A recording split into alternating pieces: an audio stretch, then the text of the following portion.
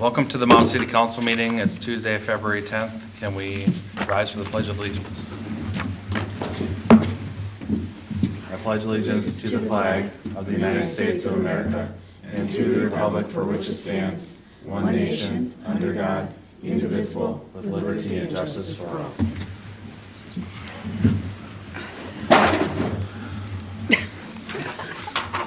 Just driving stuff. All right, we got our agenda. Do we have any amendments? I believe our LMCD rep, Ben Brandt, is going to present as part of our presenters, but Okay, let's put him on as 5C. And then if he doesn't show up, we'll. What's that? He's our LMC Oh, yeah. rep, Ben Brandt. So we're gonna throw him third on the presentation. He did email saying that he should be here. I think he's running tight after a kid event or something. So. Okay, so we got that. We're gonna add in. Can I get a motion to adopt the agenda? Motion to adopt the agenda. All right, can I get a second? Second. All right, got a second. All those in favor, please say aye. Aye. Those opposed? All right, that passes. We got public comments, if anybody wants to come up. Ben just walked in the room. We're gonna get you in a minute. But if anybody else wants to come up and say anything.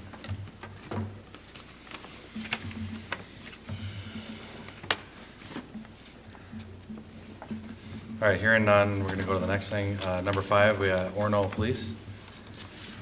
Yeah, with the Orono Police Department with the January 2026 activity report. Welcome. Good evening, Mayor, City Council. When going through the activity reports this month, we've had just a little uptick. We've had 127 calls from service. Last month there was 99 calls for service. Nothing out of the ordinary though. It's just more calls for service that we handle this month. Other than that, we haven't had much going on. The weather's been cold. We've been trying to stay warm ourselves, but mostly people have been staying indoors and, out minimally. Just one thing that was mentioned to me, the polar plunge was last week or 2 weeks ago. It was pretty successful. A lot of money raised, and it was a good event in the area. And lastly, we now have our new officer started. He started last week with us instructors and FTOs, and we got him going. His first shift on patrol with an FTO will be on Sunday, February 15th. And then one of our another new officers, Colton Beck, he is officially now on his own. We now got him on solo patrol, which is good. We got another body in the seats of a squad car working, so everything's looking good there. We got a few more coming in the months to start with us. I think at least one more full-timer and one more part-timer. Great. So we'll be busy with training coming up. So, any questions for me? Does council have any questions? no, I don't. Just thank you for all you do. Appreciate it. Okay, thank you. Thank you. Thanks. All right, 5B, we got introduction of our finance director, Lindsay Erdman. We got Layla. Yeah, well, Mayor, members of the council, first I'll say happy birthday, Member McInerney. Thank you. I'm very excited tonight to allow our new finance director, Lindsay Erdman, to present herself to you and do any questions that you have or want to get to know her. Tonight is a good night for that since we have a light meeting agenda. But we're thrilled that Lindsay joined us. We did have a vacancy in the finance department that started at the end of November. And so we have been playing a lot of catch up without a finance director. So we're really thrilled to have her. We had some really excellent candidates, but Lindsay really rose to the top with her experience and her vision for what she could do in this role. So without anything further, I'll let Lindsay introduce herself. And again, please feel free to ask any questions or get to know her. Thank you so All right, much. thank you. Thank you. Welcome, Lindsay. Welcome. Thank you. Good evening, Mayor and council members. My name is Lindsay Erdman, and I'm the new finance director. My background is pretty broad. I've served in the military, in the Marine Corps for 4 years on active duty. I have my bachelor's degree in social work and served as a social worker in Minneapolis for about 4 years, doing direct service and program management from housing and mental health to pro bono legal services. I then went on to get my master's degree in public policy from the Humphrey School of Public Affairs, and from there started my career at the City of Minneapolis as an intern and rose through the ladder, most recently as the Associate Director of Finance for the Neighborhood Safety Department, which does all the unarmed public safety services for the city.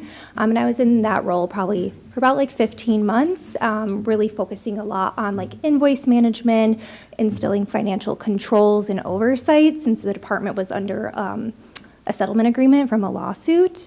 And I really loved working at the city because I lived there as well, but I was ready to take my career to the next level, and so I'm excited to be here and help develop some new processes and continue to provide that good oversight, because something I'm really passionate about is financial stewardship of taxpayer dollars and want to see it used in the most efficient way possible in the ways that, meet the city's code of ordinances and also like the goals set out by the council.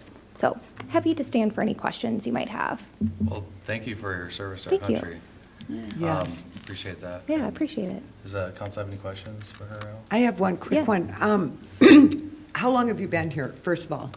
2 days. 2 days. So you probably haven't had time to see if there's any improvements that we can benefit from your expertise yet. I am still learning. I did read through the Code of Ordinances today regarding the finance department, and tomorrow my top priority is starting to review those financial policies. So I think the more time I have in the role, I'll be able to see that. Well, welcome. Thank you. Any other questions? No questions yet. Welcome. Well, we worked a lot with the last finance director, so we're looking forward to working with you a lot, and hopefully you can move us down the right way. Yes, likewise, Appreciate and it. absolutely. All right, Thank you. Thank you, appreciate it. Thank you. All right, 5C, we got LMC Ben Brandt. Welcome. Thank you. Good evening, council. I'm here tonight because I had reached out to Mayor Holt and Jesse a few days ago to see if they wanted to talk about wakes on Lake Minnetonka. So they graciously invited me here to have it in front of all of you as well. So reason for being here again is the wakes on the lake. It's becoming an issue that's getting a little bit more attention, becoming somewhat divisive. And some of the neighboring cities have taken an official position on where they stand on wakes on the lake. So wanted to give Mound that chance to at least have the discussion and make a position if they want to, or stay neutral if they want to, or whatever I can do to represent the city at the ILM City Board during these future discussions as they come up. So a little bit of background on it. It was about over a year ago. University of Minnesota, St. Anthony's Falls had released phase 2 of their multiple year study on the effects of wakes on a lake. And the very brief summary of the study, phase 2 of the study, showed that wakes produced by wake sport boats can reach a depth of 20 feet below the water surface, and take at least 500 feet to dissipate to like a normal level before it like would disrupt shore, cause erosion, that kind of stuff. So therefore the study had recommended that boats operating at that slow like wake producing, wake surfing speed should do so in water depths greater than 20 feet and at least 500 feet away from shore. So the LMCD thus far has not taken a formal position on that, although the last couple of years we have done work to help push wake producing speeds further away from shore. Best example is at the beginning of this last boating season, we had instituted a 300-foot setback from shore for operating, and it had previously been 150 feet. So we already doubled the state required setback from 150 to 350. And then a big part of that has been just education and enforcement. And in my opinion, I think it's working. To my knowledge, the Hennepin County Sheriff's Water Patrol did not issue a citation this past year for anyone operating at wake producing speeds within 300 feet. I know they had at least a few warnings or just stops and verbal reminders, but no actual official citations. And then the other thing we're working on for this upcoming year is to potentially, we have to go through the channels at Hennepin County as they're in charge of the buoy placements, but to get channel buoy markers pushed out further so that it would be closer to that 300 feet or 500 feet or 20 feet of depth or greater, just from a navigation standpoint. So the other couple things that we're trying to come up with and help with from county and other officials, other organizations, is just a better map for the public to use and reference while they're boating. I know a lot of those wake sport boats have really high-tech computer mapping programs right on their console that would show depth, but something that could be on an app on a phone would be helpful too for boaters to be able to reference and proactively boat responsibly with that distance and depth in mind. So ultimately, at the end of the day, we all want safety and the health of the lake to be top of mind and our priority, but we also want people to be able to enjoy it equally. So open it up for questions from you guys or thoughts, opinions. If I remember right, we voted on this a couple years ago, right? To go from 150 to 300 or whatever. Yeah. And then, remind me, did you vote no on that? Let's see. I think you're the one of the Yes, only you ones did that vote voted no. no. I did at the time, yep. Okay. Yeah, and at the time, I was like proud of you, so.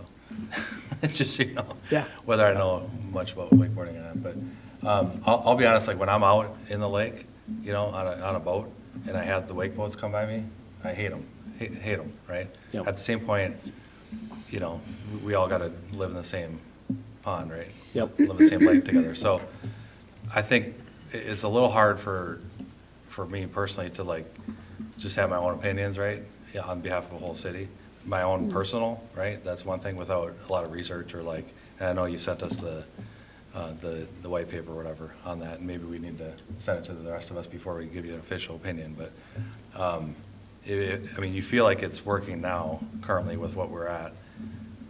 I mean, pushing out 200 more feet, does that really help? Yes. I mean, all the different bays and channel, I mean, does that really restrict, I don't know, looking at the map, how much, where can they actually wakeboard now? Well, it's going to push people from other people's bays. And I have 3 boys. I've had many wakeboard boats. All right. They're very respectful. Usually they get up in the morning and at the end of the day. And I've heard of a lot of the things you're trying to implement, like, you know, dinging their phones.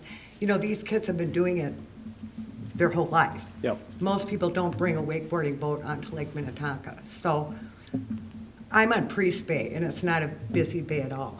Cooks is not a busy bay. I know when you get into the busier bays, it becomes a little bit of a problem, especially for fishermen who don't like it. But, you know, I've been on the lake for 37 years, and there has been an issue with cruisers, jet skis. It's just the new flavor of the day. And I have read everything that the LMCD has come out with and the U of M, and I'm not seeing anything that would encourage me to go, decrease it another 200 feet. That's just going to become a big problem for the whole lake, because it's going to push people from Crystal Bay. You know, if nobody wants in their bay, how are you going to regulate that? Yeah. I think there's so many regulations on the lake as it is. You know, it's getting kind of insane. Yep. So you just said you've issued no tickets. There have been no problems. The bottom of the lake, you know, we've been low the last couple summers. Yep. That has a lot to do with it, where we're at water-wise, and they go to no wake or slow wake when we do have a water height issue. Yep. So I would say just leave it as is, and let's get another summer of feedback for how we're doing. I'm impressed that no tickets were issued. Yeah, that was what I had heard from the Water Patrol, So, I mean, that's great news. So in one sense, it must be working. Yeah, and there's been a couple different educational, like social norms campaigns that have happened because of it. One was called Own Your Wake, Yep. that I think was sponsored by the wakeboard boat manufacturers, as well as Hennepin County and other local organizations. And then most recently, there's another one called Watch Your Wake, Yep. So I think a big part of Centurion's this, doing that, and also, Malibu, the Yes. Malibu dealership. Yep. So they obviously have a huge stake in the decision-making here. Yep. And everybody wants people to be out there safe, and everybody wants to still be able to fish, and, I don't like those big bump boats that make all the noise, but it's like, you know what? We all live in the lake, and we all have to be respectful of our neighbors and fishermen and everybody else that's on the lake, so. Can we I'm get rid of jet comfortable. skis? Huh? And jet skis, They're worse there than- were 5 years that those were just targeted. Yeah. and So- that was absolutely a similar situation probably 20 years ago on lakes all Exactly. across the country. So you name it, and every boat has been targeted at some Yeah. point. And our code actually has a current ordinance in it against jet skis that they can't operate in the same area for longer than 30 minutes because of 20 years ago when they were so loud and noisy and you could just hear that Yeah. constant, Yeah, like but they wanted things have to changed. keep people moving. So you bring up a lot of the great points as to why what we currently have is where it should stay, at least for now. To add on to your point, I think if we were to move it to 500 feet, it would push people out of a lot of the areas of the lake and put it really in a higher concentration in some of the main bodies of water, like Cook's Bay, or some of even like the primary like And navigational Priest Bay, you won't even channels. be able to go on Priest Bay because it's not wide enough to do, you'd have one strip down the Yep. middle of the lake. Yep, so then you'd be having one boat that could just own the center of that bay back and forth, and two people wouldn't be able to do it at the same time. But the simultaneously, 300 so. feet, I think, has worked. That gives everybody enough room, that protects, everybody should have riprap on their shores to protect them anyway, but that has really helped Yep. a lot of the people who don't have updated riprap from erosion, and Yep, that's helped a lot. and the 300 feet in our mind was a even number, and you could look at it and say it's a football field length, and it's a familiar like visual of how far that might be. 500 gets a little more hard to prove and hard to enforce, and I think that's one of our bigger concerns too right now is how is the water patrol going to enforce 500 feet if there isn't issues widespread at 300 feet, so. It'd be better if it was the depth, not I have the a question. farthest out. Yeah. Go I have a ahead. question. First of all, you voted no against This is 2 years increasing? ago. That 2 was, years This ago? is that two was or- pushing it from one Let- two or to three years let ago. him, let him answer for me so I can hear. You voted no, and why? I voted no, partly because this study hadn't come out yet. This was 2 or 3 years ago. And at the time, I didn't want to put any additional restrictions on specifically targeting one type of watercraft. And that was my logic at that time. And I think since then, the study has came out saying that the wake production does go deeper and takes longer to dissipate as it travels towards shoreline. And I think 300 was a fair and reasonable extension of the state's current 150-foot. So you would vote yes now on the new one, if it was at 200 feet? To go to 500 feet? Well, yeah, you said 2 and 5, so I don't know, is there? 20 feet depth. 20 feet depth, right. 500 And feet 500 feet, would you distance vote? on the Yes. surface. I would vote against that right now. You'd vote against it. But, But I. that's also why he's here. Well, I know, that's why I'm trying to Yeah. get to my Yeah. point. I don't own a boat, I don't own Lake Shore. I don't either. But I do live down the street from Harrison Bay. And last summer, I had an interesting experience. I met some friends who were fishing at the fishing pier, which I didn't know we had that name before for it, off of Harrison. And as they were fishing across the bay from us, there was a wake boat going nonstop in circles. And Harrison Bay, my understanding, is at most 15 feet deep in its deepest parts. And so there, and you say the Water Patrol hasn't had anyone, but maybe they're just missing this guy, I don't know. But I am concerned that Harrison Bay in particular, maybe not so much Priest, because I'm not as familiar with that bay, it's a shallow bay. It has invasive species. It's environmentally challenged, as well as really all of our bays on the Mound side are rated D, right? Isn't that grade we get? Oh, Do like we- yeah. We're not. water quality grading? Yeah. Yep. And so, while I think it's wonderful that people who use the lake think it's wonderful and they want to boat in it, but I think that they also ought to be good stewards of the lake. And so I'd have problems with us not supporting maybe 500 feet, or at least in specific bays that impact our community, because people are violating that in our community. And, you know, if we don't take care of it, if we don't take care of this resource that we have, which we're so proud of, having the longest lakeshore line of any lake city, then, you know, we're not doing our jobs Yep. as stewards of community resources.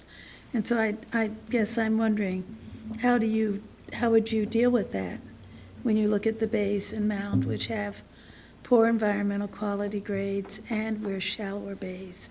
And do you think that that's really applicable to not vote for 500? Sure, you make some great points, Councilmember Pugh.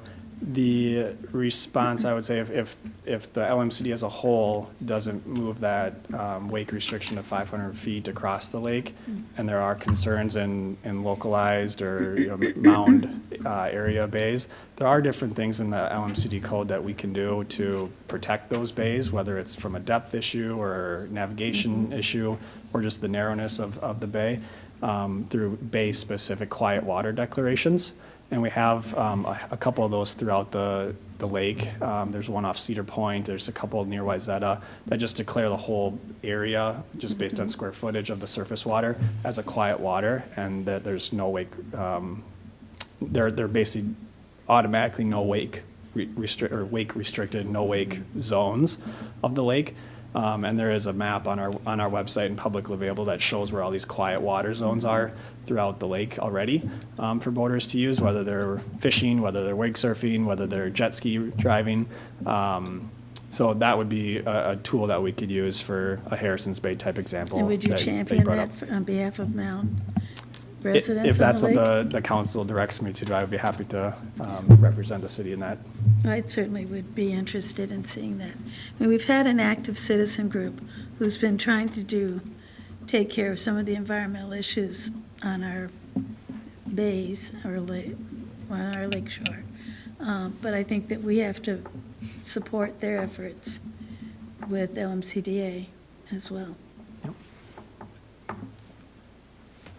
My whole opinion with this whole thing is, I don't know enough to tell you what to do, to be honest. I don't follow it that often, but at the same point, if some of these studies are saying 20 feet is the number that is causing damage to the lake, I mean, if it's one study, that's one thing, but if there's multiple studies to back that up, and that's like a fact of life, then, maybe we'd look at doing the 20 thing. I don't know if you have to do a specific 500 feet. Yeah. I think that's a made-up number. But, more the depth, I think, and that's the videos that I've seen the video of, like up north, where they're showing a wake boat and how it, stirs up the bottom. But that's, I am a boater, recreational boater. I'm a fisherman. I used to water ski. I love jet skis. I think they're awesome. But I hate them because I hate when they're around me when I'm fishing. Mm-hmm. I hate wake boats. I don't own one, but I want to go surf. That sounds awesome. So I think, having us say, well, we shouldn't have any wake boats on the whole lake just because I don't like them, or I don't think that's the right thing to do. But I think there's got to be, maybe, the vote was wrong a couple years ago, and maybe that was a good number to have, a couple hundred feet out. But when I go out there and I see the buoys, and especially in Cooks Bay over here, where I'm at usually, or Priest, I'm more worried about the jet skis, tearing it up and almost running into people constantly from a rental, than I am at a wake boat. I mean, the wake boats they're always just doing the same thing, just going that way and then they're going back. And they're going back, Yes, they make me go like this on my boat and want to throw up, but again, do we outlaw the whole thing and just say, no, you can't be on this lake? you know, do you have to go out to Mille Lacs on a big lake? You Yeah. know, I don't know, I don't think that's right, but I guess at the same point, if enough of us don't like them, then maybe that's where it's gonna go eventually, I don't know. So I know you came here and you said, you know, you emailed us and said, hey, do you wanna make official opinion? I said, well, I don't, but the 5 of us might. Yeah. So I don't know what to tell you to do, to be honest. I think you know more about this, you know, with your work too, than we do, but, I mean, I think you kinda heard 3 of us. I don't know if the other 2 wanna talk, but. I could talk about it for like 2 hours, but I won't. But How about 2 minutes? I'll do my 3 minute. Yeah, yeah. You know. So like I'm only giving my opinion, like everyone else said, and it's, you know, not speaking for anyone else, but you want the lake to be able to be used by the most amount of people, like to enjoy what they're doing as possible. And it's like, so I'm on Harrison's Bay too, and it's, you know, anywhere from 7 feet deep to 12 feet deep, and then one little pocket's 20 feet deep. And so they come into Harrison Bay, and it's like, by nature, just like skiing. I mean, it's like you just go back and forth. So I mean, if you're out there, like if we're out there sitting on our boat, you just like have to leave. I don't know. It's like the one activity where like everyone else needs to stop what they're doing. If you're in a pontoon or like those fishing boats are like, whoa. I mean, Oh, yeah, it's- I had a boat. It was like either 18 foot to 23 foot, like an open bow, like a small boat, you know? And you, like water just comes over the bow. I mean, you get swamped. Yeah. And it's no fault, like, you know, some of the wake boat, they're respectful or listen to the rules, and then by no fault of their own, I mean, some of them kids, it's like their first summer on a boat, and they don't really necessarily know what not to do, and they don't know what the rules are, or they weren't told, you know, but you have to stop what you're doing. I mean, you have to go somewhere else. It's kind of like what Councilman McEnany said, it's the flavor of the day. I mean, other thing, but like, they do make the biggest waves on the lake. I mean, that's the only argument really. And there's 2 ways to look at it. You can be upset about the environmental impact or the waves. You know, for me, it's like it's what you're seeing and hearing everyone complain about, and it's just, I don't know. I mean, it can be hard to navigate around. It's like you have to, if we're anchored and just trying to like sit and enjoy or jump off and go swim, it's like you need to, because they just rock your boat like Yeah. nobody's Well, the business. cruisers make much bigger waves. Yeah, if they're going That's like, where all the jet skiers if they're wanna go going off like the back that, of 'em. yeah. Yeah. But I remember it was like, I went to the meeting where the Malibu rep was at in Wayzata a long time ago, and it was, again, talking about their interest in it too, you know, it can be a conflict, but he was in this argument saying, these boats are the best. They make the biggest waves out of all the wake boats on the lake. If you're gonna get one, get ours. They're waves big enough to surf on. But no, we're not impacting or bothering anybody either. You know, and it's like, okay. So I don't know, I can go both, and the 500 feet thing, if, I would be personally not opposed to that, or the 500 feet from shore, the 20 feet deep thing, but at that point, you would be giving someone a map of where you can go, because there'd be so many parts of the lake that you can't. Yep. And I understand that's not great either. Well, then you're Sure it you're is. punishing the people that are on the Yeah. big bays. I know. You're I not mean- punishing them, you're just But they'd all be protecting there. your- You know, it's like what Mayor By Holt was saying, it discussion, you're might not be, punishing, if you don't like them on a small bay, you're punishing people on the big bays. yeah, you don't want them all and going to pushing one them all to spot that- either. to that but, spot. Like Mayor Holt said, I mean, I don't know, you know, don't go so far as like maybe it's not a good activity for a saturated lake like Minnetonka, but I mean, it's like if you're out there fishing, I don't think there's a lot of people in canoes and kayaks, I'm not talking about that, but it's like every other activity has to plan around this boat that has entered the bay. Yep. And no Yeah. one else's activities do that. I guess I think about, when I was in high school, this lake was dying. It was dying. And that was in 1969. And they came in with the FBI and they did all this work to get the lake healthy again. So when I moved back to my hometown in the 90s, late 90s, you know, the lake is healthy, but the FBI's gone. And now there are new things that are destroying the lake. And so, you know, I mean, I value, even though I don't use it, I value that water source. I value what it brings to our community. And sometimes you have to do the right thing to preserve the natural beauty of the community. You know, do we want Harrison to become another Lost Lake? You know, Because is that But do part you of think the wake future? boats are causing? Each Well, bay because has their own they issues, erode the and Harrison bottom has a lot of the issues. lake. They erode the bed and they erode the lake shore. But they've been doing that for years. No, well, not, There's been wakeboards for a long time. I guess my point is like well, when you're, but now there's, you know the damage it's doing. So you're gonna keep on doing that damage? I don't know. I You know, haven't it's looked like, into it's it. like when you buy a new car.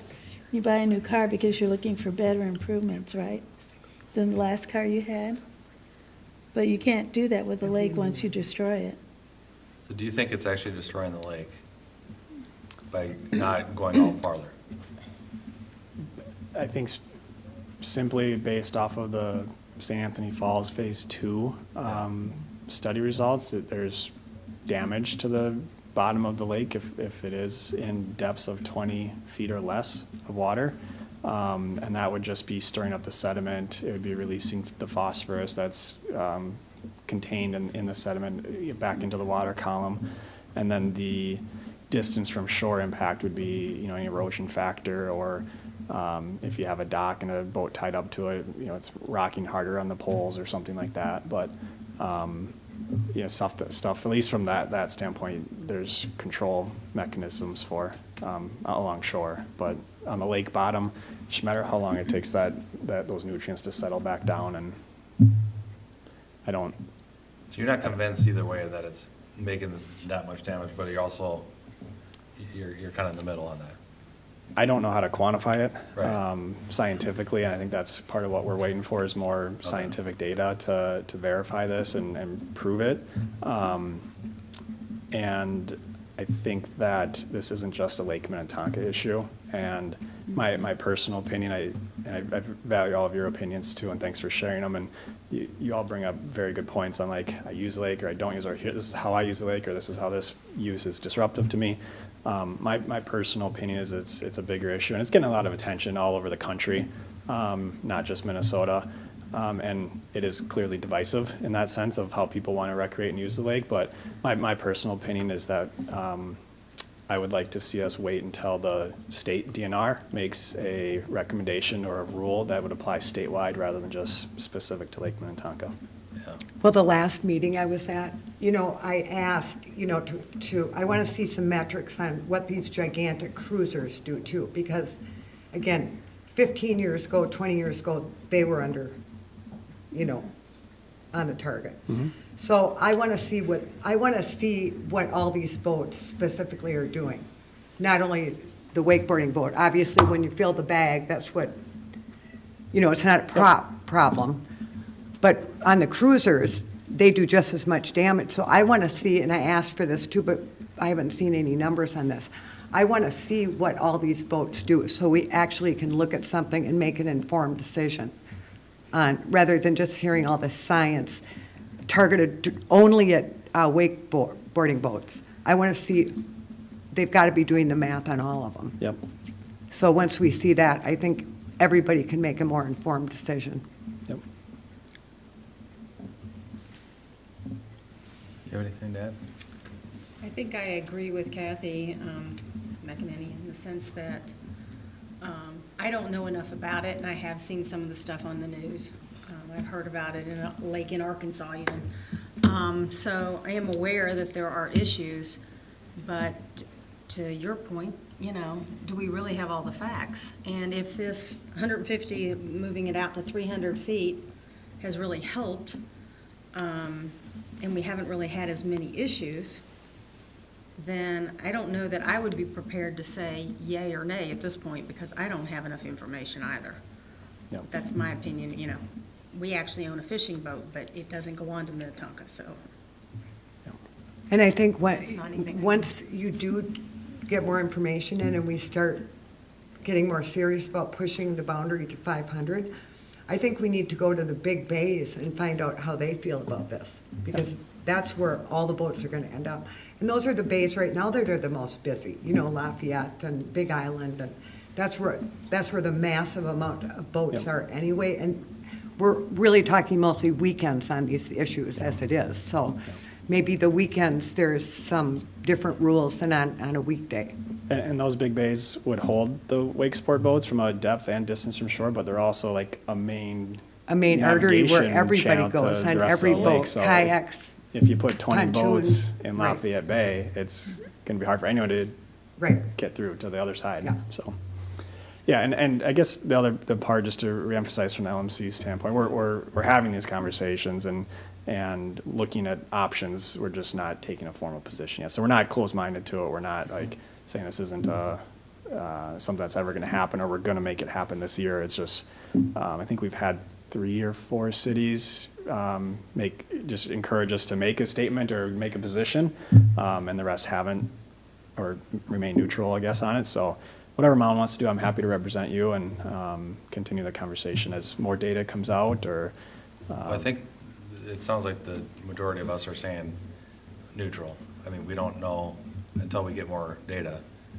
And, I mean, you're our rep, so you got to be the one to figure it all out. But if you want to come back, I mean, when you got more stuff to talk about, and you guys want to make more of an official opinion, but I kind of, would defer to them too and say, I think- maybe next year we know more.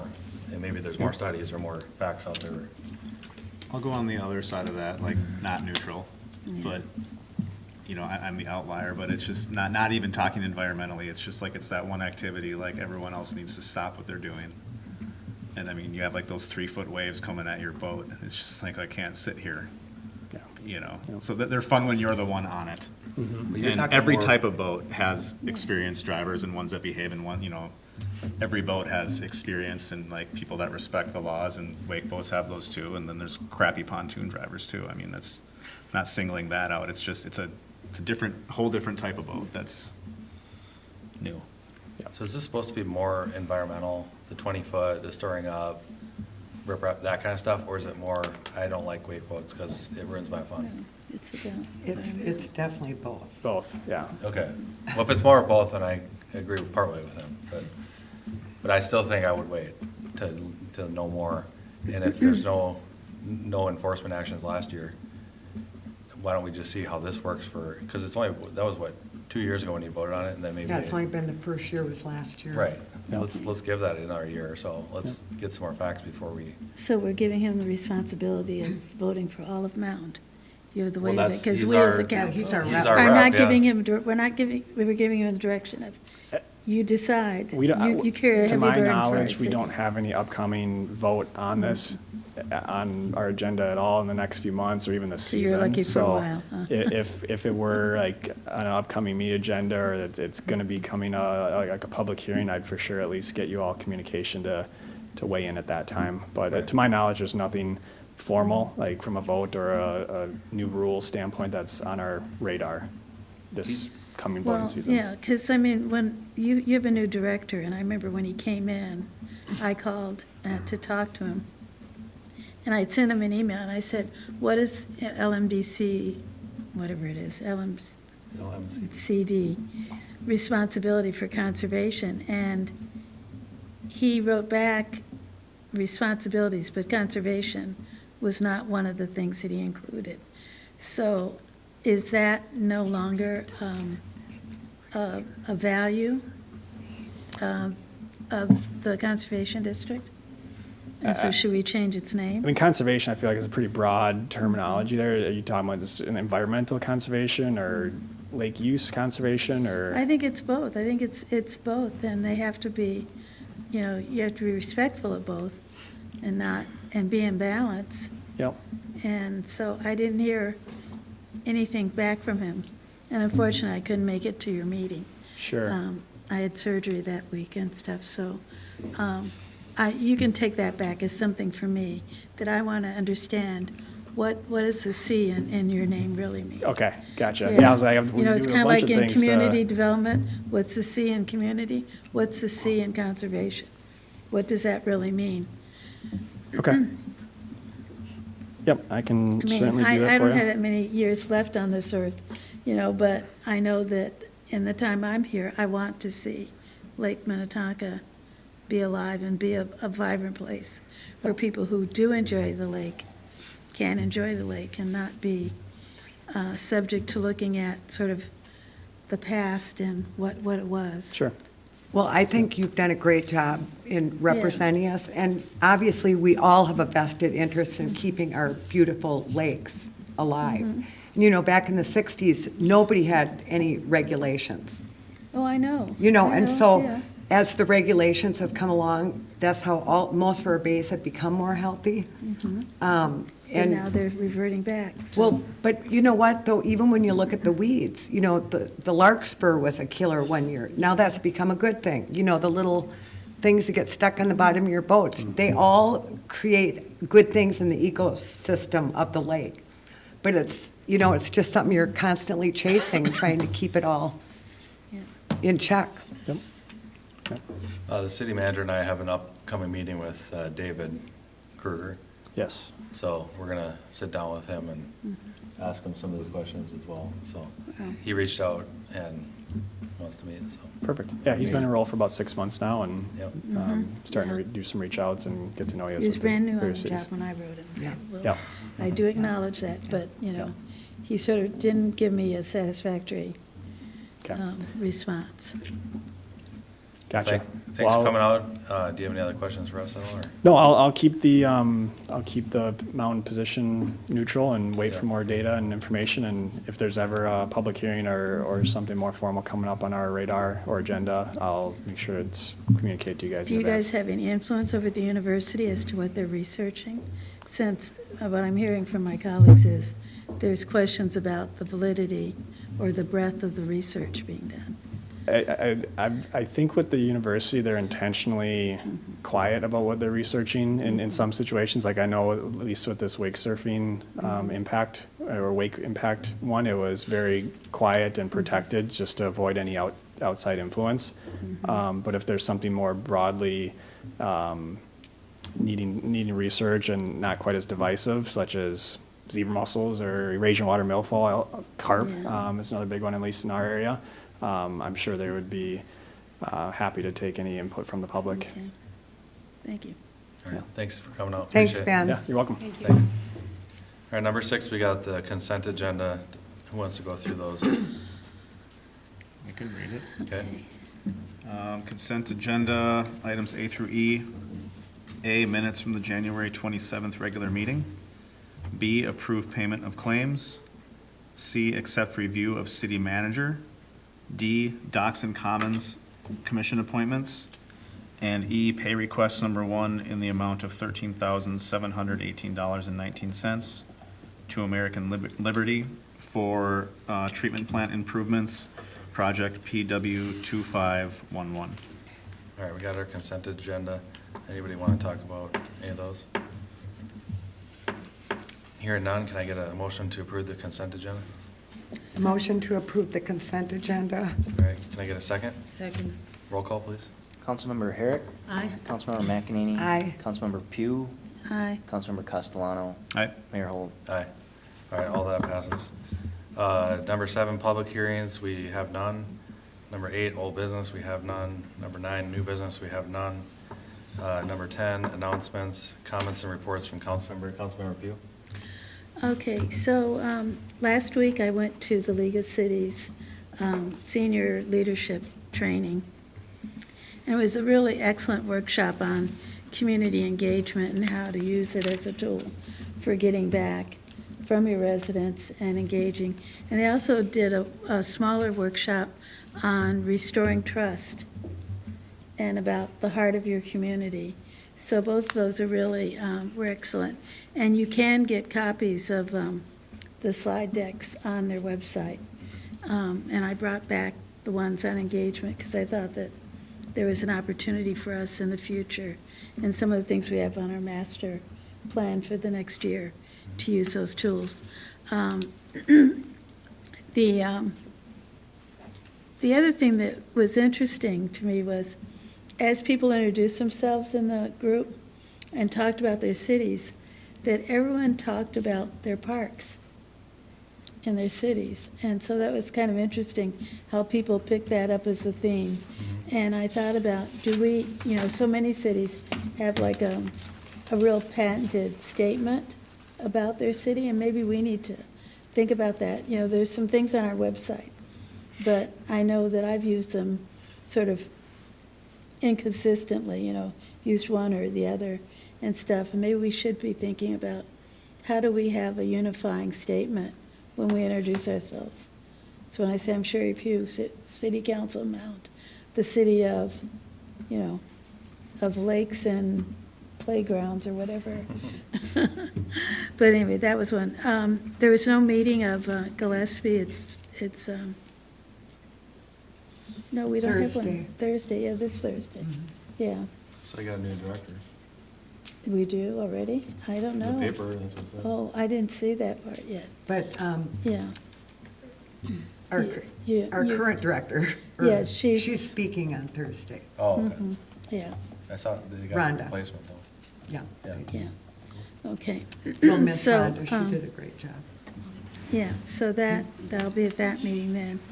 And the fire department, we meet Thursday too, right? Or this week, or is it next week? This week. Next week, This Thursday. this morning. Thursday morning. Yeah, so, And next and next, Tuesday afternoon. oh, that's right, yeah. Those meetings get canceled and rearranged so Yeah, they much do. that it's hard to keep track of what's going on with that sometimes. And I think those are all the ones, we had the joint planning workshop with Parks, and I think we came up with some good Yep. suggestions to move forward in the next year. And that's it, I think. All right, thank you. Councilor McEnany? I don't have anything. I know we all got the email from the resident who wanted us to consider the humane pet behavior. And I don't know how everybody replied. I did reply to her, but I thought, actually, this might be a good thing for us to bring up in our joint planning meeting, since right now we aren't even zoned for having pets. And we've talked about that in planning. So I'm going to bring this to planning, Yeah. and maybe it would be a good thing for us to discuss if this is relevant to Mound, or if it is or isn't right now. Okay, all And that's all I've got. right. Councilor? I don't have anything, but I did see that, for anybody listening, that Spirit of the Lakes is looking for a board member. I don't know when their deadline was, but, yeah. Cool. Councilor Herrick? Nothing really from the police department. We didn't have any meetings or anything. As far as, I've been working with the trainer over at Anytime, and we have been talking about coming up with this plan for a fitness challenge that we would incorporate with the parks. I've asked him to kind of come up with some concepts and kind of working out some of the details and which parks he could actually leverage for that type of a challenge. And I've asked him to come to our meeting, I think it's on the 24th, and maybe give a brief presentation of the concept. And then we can take it and decide where we want to go with it, what we want to do with it, He has committed to providing free services at least once a month from June to August, and possibly contributing, a prize for the competition or whatever we decide to do at the end of the season. This is definitely geared towards trying to get the younger kids involved, as well as, the middle-aged, and also, our seniors. So there'll be groups for each of the age groups to kind of function in their own sense. So that being said, that's kind of in the works. We meet with the Brewfest people. Jesse, I think I don't have my phone with me. I think it's Thursday. Is it tomorrow? Okay. Yeah, tomorrow's Wednesday. And then, of course, we just had a workshop on the meeting for April. So that's all coming together, and we'll have more to follow on that as soon as we get some decisions. Other than that, I know we had also talked about maybe trying to incorporate an art event. I think this year it might be a little late to do that. I'd like to work with Spirit of the Lakes and see if we can't incorporate it that same weekend. That way we've got a guaranteed crowd, and the people that are on that art circuit would be more enticed to come if we know there's people already in the area. So, and that's not something we can get done if we want to jury it and everything else by, Spirit of the Lakes. But it is definitely something we could get organized and up and running by next year. Cool. That it? It's all the public social event things that I can think of at this moment. It's a start. All right. So last meeting, we told the public about this upcoming we don't know what to call it yet, but State of the City, per se, is what we're calling it right now until we have a different name for it. We originally told you Wednesday, the 23rd of April. We're thinking moving it to the It sorry, was the going to be Thursday, the 22nd. 22nd. It was gonna be Wednesday, the 22nd. We're looking at Thursday, April 23rd. Oh my God. So when we have a fine date on that, we will shoot on Facebook and Instagram and our website, and I'll say it here again.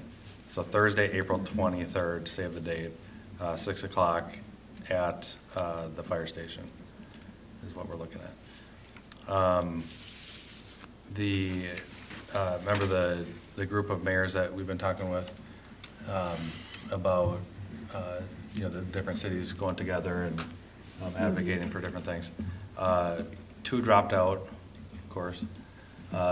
So our cost share is looking like 11,325 now, instead of 7 something, remember, right? Now, if we volunteer to do the paperwork, we'll save $2,500. So then it'd be closer to, well, it'd still be higher than what we originally thought about, but. Still worth it. So remember, we gave instruction to them to figure that out. But I just got an email that, I think it was Orono, and I can't remember another town that dropped out, but Orono was planning to do the paperwork. And they dropped out. Yeah, they dropped out. I thought they were like the founding. Organizer. No, it was Kent Carlson with, like, is it Deep Haven?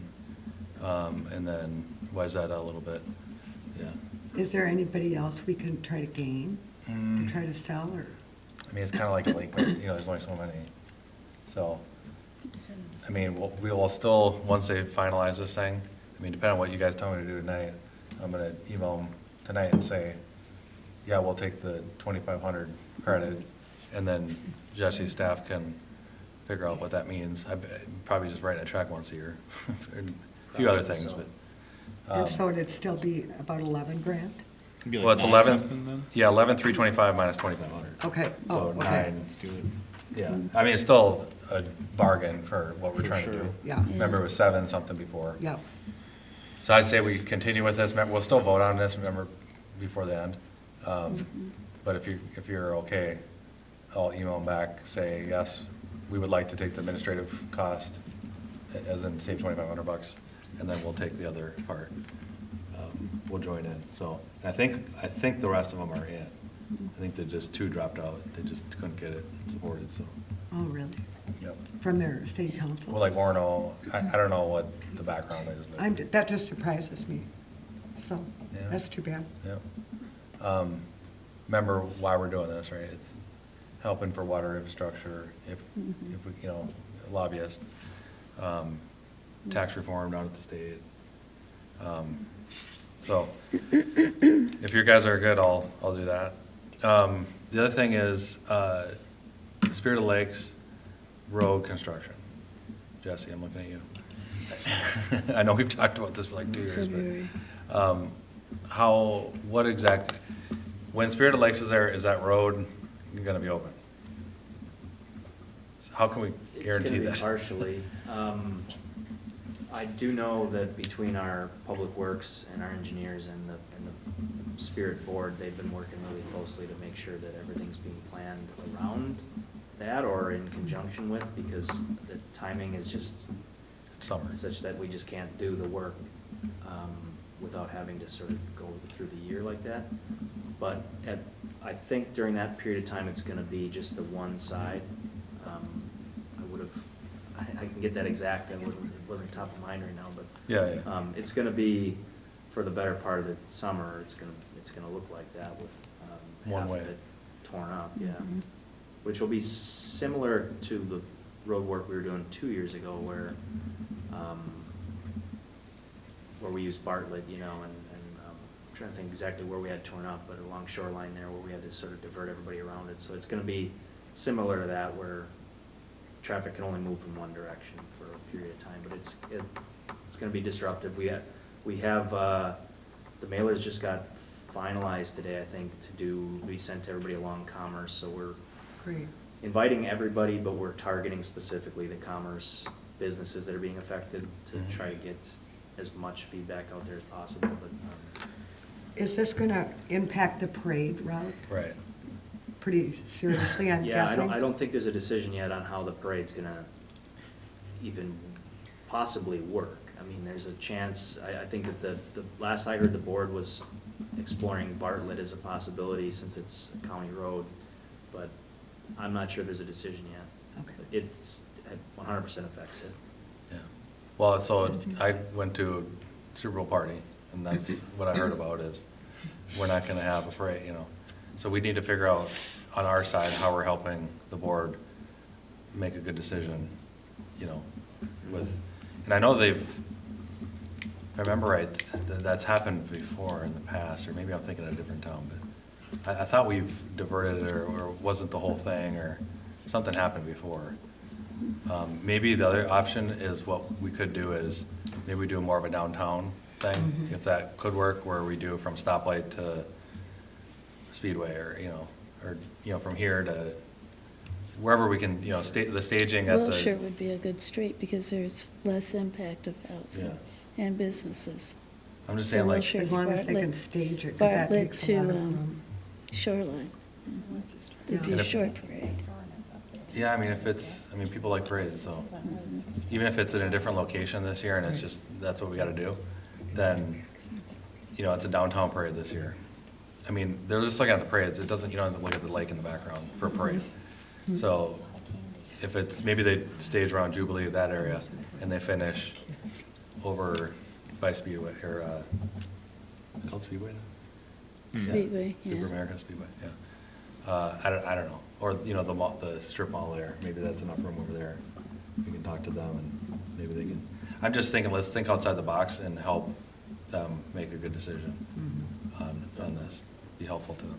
Well, staging's always been on residential streets anyway. Yeah, the Where it's staging at. So works great. staging, you don't need a big space, and Right. it doesn't need street.